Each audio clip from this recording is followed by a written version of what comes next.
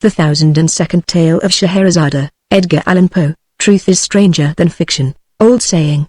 Having had occasion, lately, in the course of some Oriental investigations, to consult the Talmeno Is It or Not, a work which, like the Zohar of Simeon Jochades, is scarcely known at all, even in Europe, and which has never been quoted, to my knowledge, by any American if we except, perhaps, the author of the Curiosities of American Literature. Having had occasion, I say, to turn over some pages of the first mentioned very remarkable work, I was not a little astonished to discover that the literary world has hitherto been strangely in error respecting the fate of the vizier's daughter, Scheherazade, as that fate is depicted in the Arabian Nights, and that the denouement given, if not altogether inaccurate, as far as it goes, is at least to blame in not having gone very much farther. For full information on this interesting topic, I must refer the inquisitive reader to the Is It or Not itself, but in the meantime, I shall be pardoned for giving a summary of what I've discovered. It will be remembered, that, in the usual version of the tales, a certain monarch having good cause to be jealous of his queen, not only puts her to death, but makes a vow,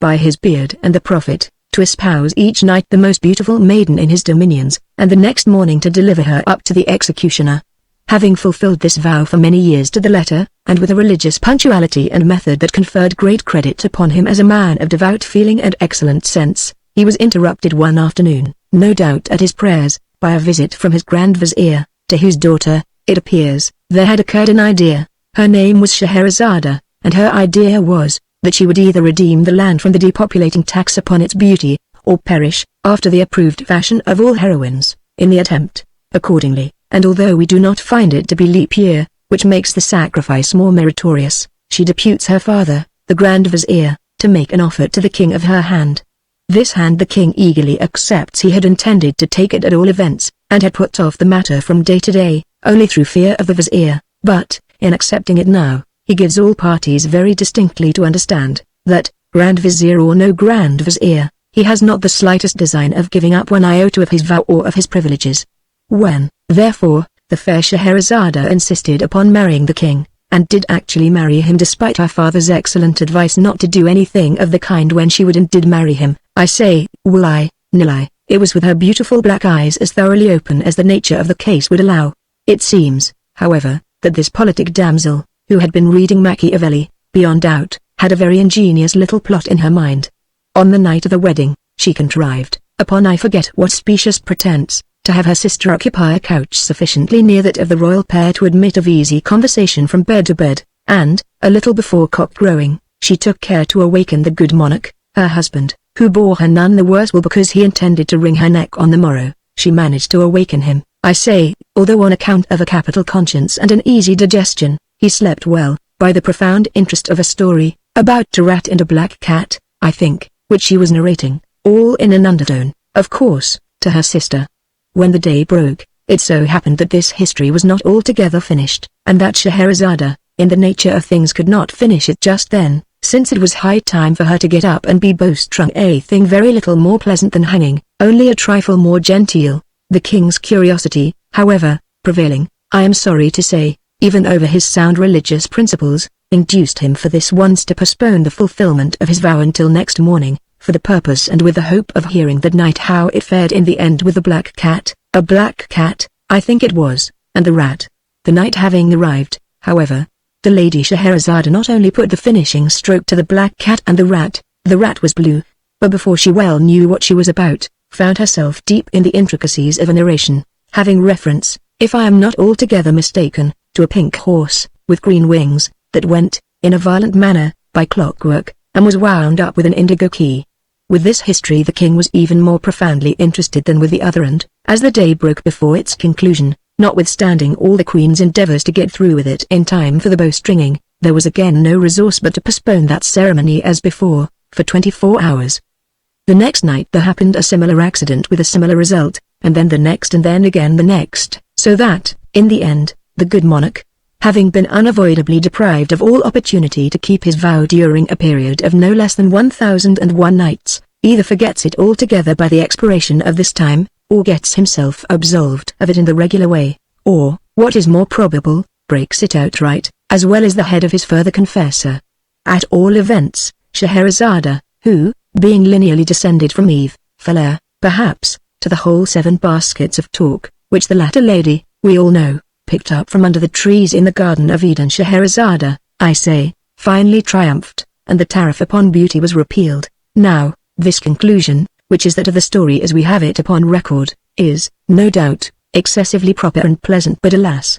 like a great many pleasant things, is more pleasant than true, and I am indebted altogether to the Is It or Not for the means of correcting the error. Le Maix, says a French proverb, est l'ennemi du bien, and, in mentioning that Scheherazade had inherited the 7 baskets of talk, I should have added that she put them out at compound interest until they amounted to 77. My dear sister, said she, on the 1002nd night, I quote the language of the Is It or Not at this point, verbatim. My dear sister, said she, now that all this little difficulty about the bowstring has blown over, and that this odious tax is so happily repealed, I feel that I have been guilty of great indiscretion in withholding from you and the king, who I am sorry to say, snores a thing no gentleman would do, the full conclusion of Sinbad the Sailor. This person went through numerous other and more interesting adventures than those which I related, but the truth is, I felt sleepy on the particular night of their narration, and so was seduced into cutting them short, a grievous piece of misconduct, for which I only trust that Allah will forgive me.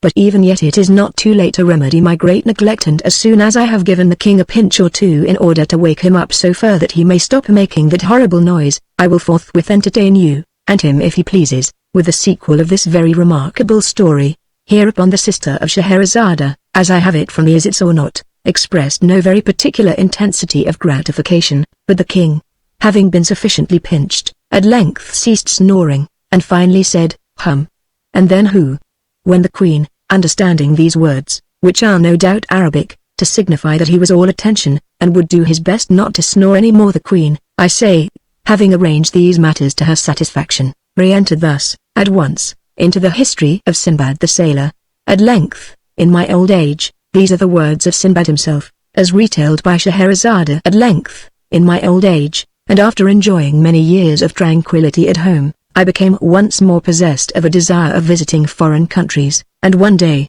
without acquainting any of my family with my design, I packed up some bundles of such merchandise as was most precious and least bulky, and, engaged a porter to carry them, went with him down to the seashore, to await the arrival of any chance vessel that might convey me out of the kingdom into some region which I had not as yet explored.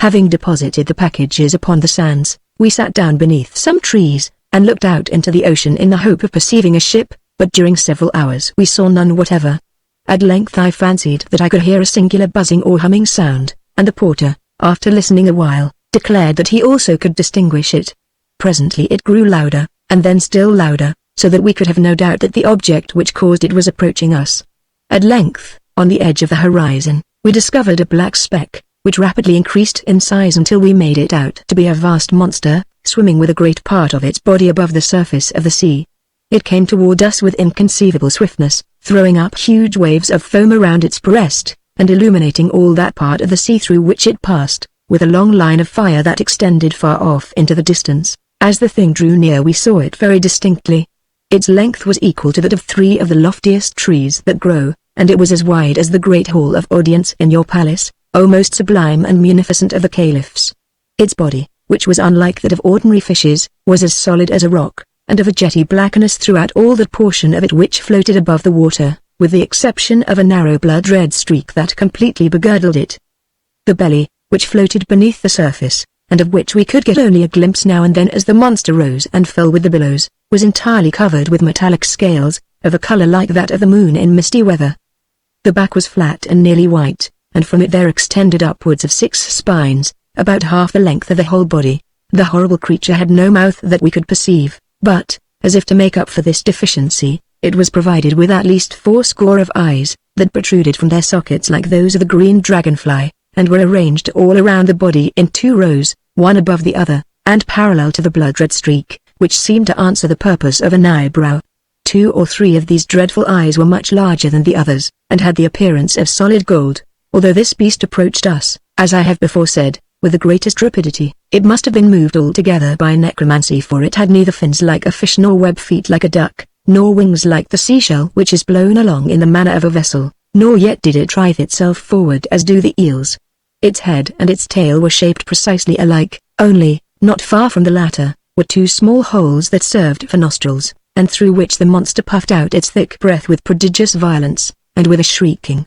disagreeable noise. Our terror at beholding this hideous thing was very great, but it was even surpassed by our astonishment, when upon getting a nearer look, we perceived upon the creature's back a vast number of animals about the size and shape of men, and altogether much resembling them, except that they wore no garments, as men do, being supplied, by nature, no doubt, with an ugly uncomfortable covering, a good deal like cloth, but fitting so tight to the skin, as to render the poor wretches laughably awkward, and put them apparently to severe pain. On the very tips of their heads were certain square-looking boxes, which, at first sight, I thought might have been intended to answer as turbans, but I soon discovered that they were excessively heavy and solid, and I therefore concluded they were contrivances designed, by their great weight, to keep the heads of the animals steady and safe upon their shoulders.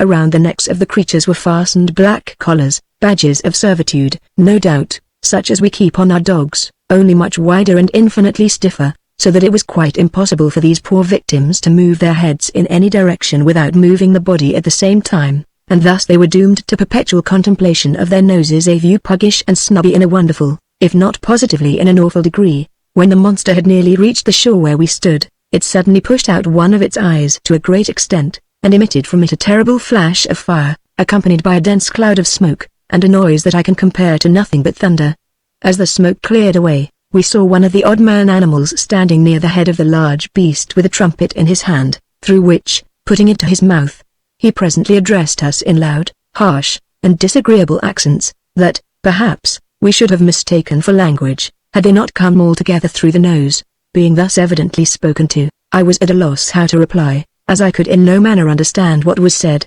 and in this difficulty I turned to the porter, who was near swooning through affright, and demanded of him his opinion as to what species of monster it was, what it wanted, and what kind of creatures those were that so swarmed upon its back. To this the porter replied, as well as he could for trepidation, that he had once before heard of this sea beast, that it was a cruel demon, with bowels of sulphur and blood of fire, created by evil genii as the means of inflicting misery upon mankind, that the things upon its back were vermin, such as sometimes infest cats and dogs, only a little larger and more savage, and that these vermin had their uses, however evil, for, through the torture they caused the beast by their nibbling and stingings, it was goaded into that degree of wrath which was requisite to make it roar and commit ill, and so fulfill the vengeful and malicious designs of the wicked genii. This account determined me to take to my heels, and, without once even looking behind me, I ran at full speed up into the hills, while the porter ran equally fast, although nearly in an opposite direction, so that, by these means, he finally made his escape with my bundles,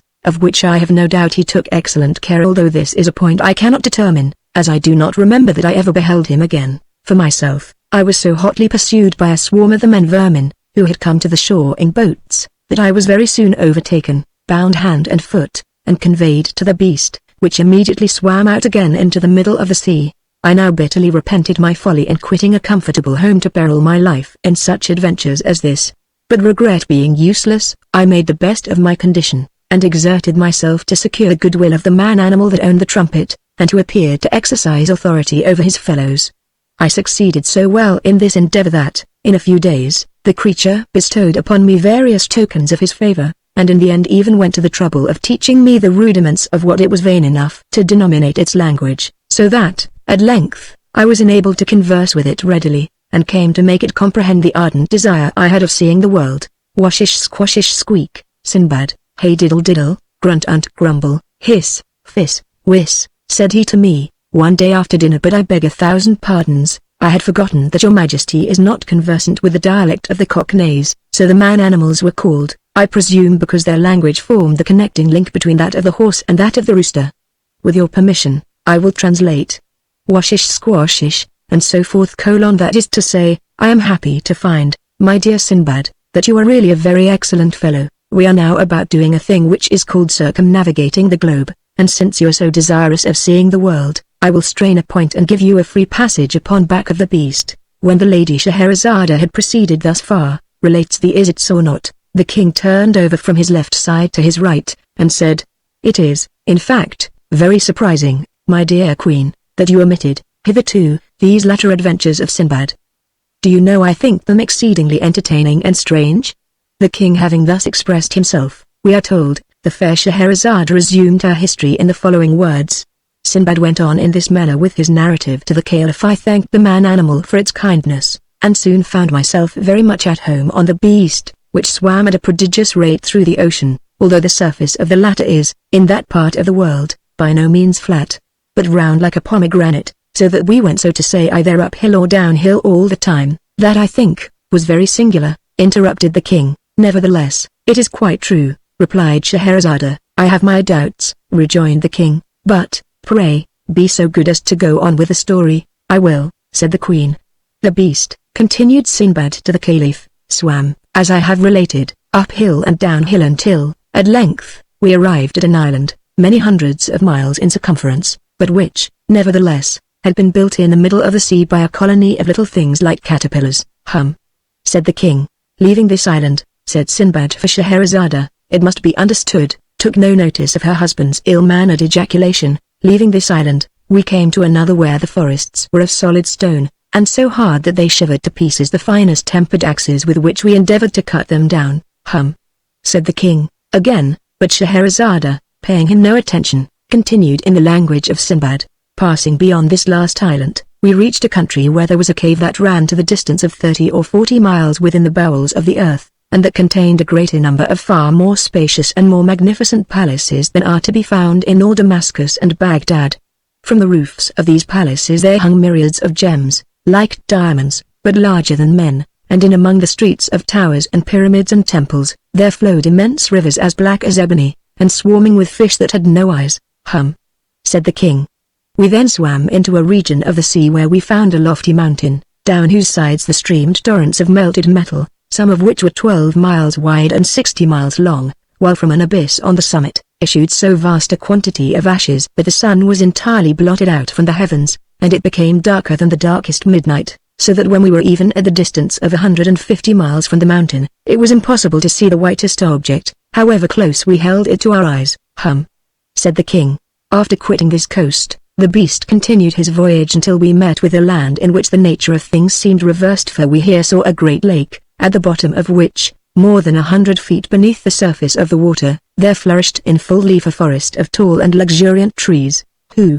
Said the king. Some 100 miles farther on brought us to a climate where the atmosphere was so dense as to sustain iron or steel, just as our own does feather. /7b7, fiddle-de-dee, said the king. Proceeding still in the same direction, we presently arrived at the most magnificent region in the whole world. Through it there meandered a glorious river for several thousands of miles. This river was of unspeakable depth, and of a transparency richer than that of amber. It was from 3 to 6 miles in width, and its banks, which arose on either side to 1,200 feet in perpendicular height, were crowned with ever-blossoming trees and perpetual sweet-scented flowers, that made the whole territory one gorgeous garden. But the name of this luxuriant land was the Kingdom of Horror, and to enter it was inevitable death.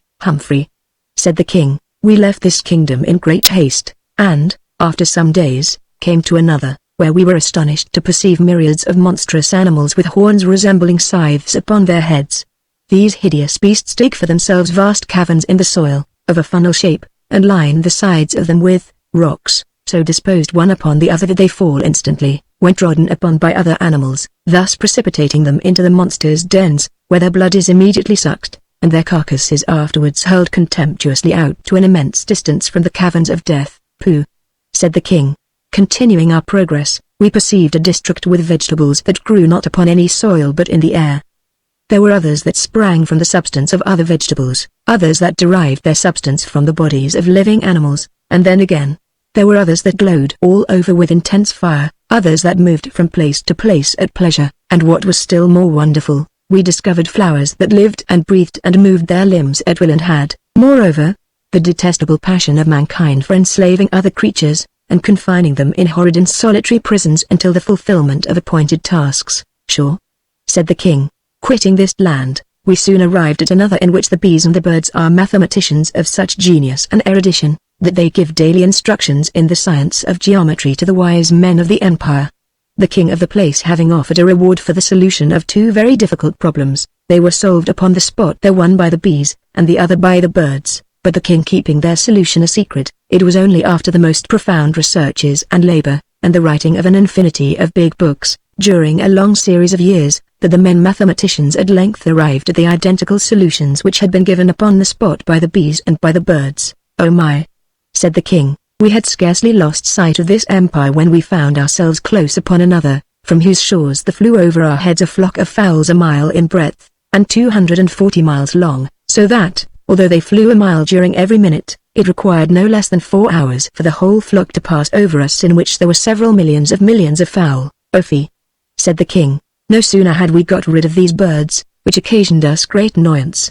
than we were terrified by the appearance of a fowl of another kind, and infinitely larger than even the rocks which I met in my former voyages, for it was bigger than the biggest of the domes on your seraglio, oh, most munificent of caliphs. This terrible fowl had no head that we could perceive, but it was fashioned entirely of belly, which was of a prodigious fatness and roundness, of a soft-looking substance, smooth, shining and striped with various colors. In its talons, the monster was bearing away to his eyrie in the heavens, a house from which it had knocked off the roof, and in the interior of which we distinctly saw human beings, who, beyond doubt, were in a state of frightful despair at the horrible fate which awaited them. We shouted with all our might, in the hope of frightening the bird into letting go of its prey, but it merely gave a snort or puff, as if of rage, and then let fall upon our heads a heavy sack which proved to be filled with sand. "Stuff," said the king. "It was just after this adventure that we encountered a continent of immense extent and prodigious solidity, but which, nevertheless,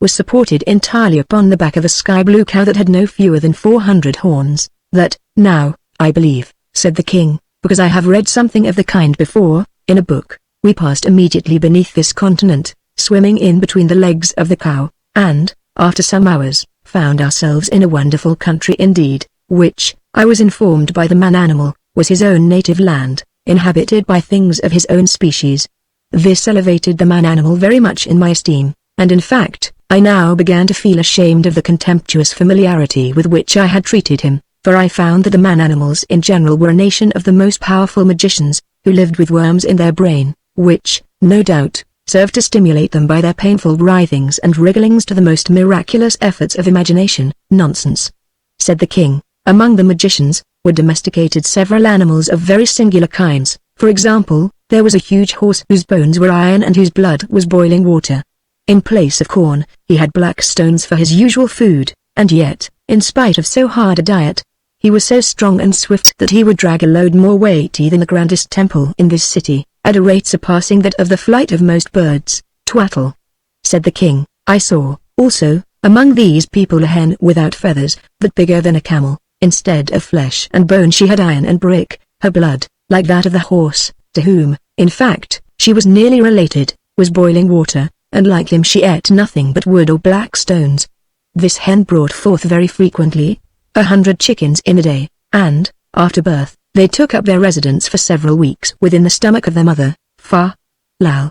said the king. "One of this nation of mighty conjurers created a man out of brass and wood, and leather, and endowed him with such ingenuity that he would have beaten at chess all the race of mankind with the exception of the great Caliph, Harun al-Rashid. Another of these magi constructed, of like material, a creature that put to shame even the genius of him who made it, for so great were its reasoning powers that, in a second, it performed calculations of so vast an extent that they would have required the united labor of 50,000 fleshy men for a year. 23 But a still more wonderful conjurer fashioned for himself a mighty thing that was neither man nor beast, but which had brains of lead, intermixed with a black matter like pitch, and fingers that it employed with such incredible speed and dexterity that it would have had no trouble in writing out 20,000 copies of the Quran in an hour, and this with so exquisite a precision, that in all the copies there should not be found one to vary from another by the breadth of the finest hair. This thing was of prodigious strength, so that it erected or overthrew the mightiest empires at a breath,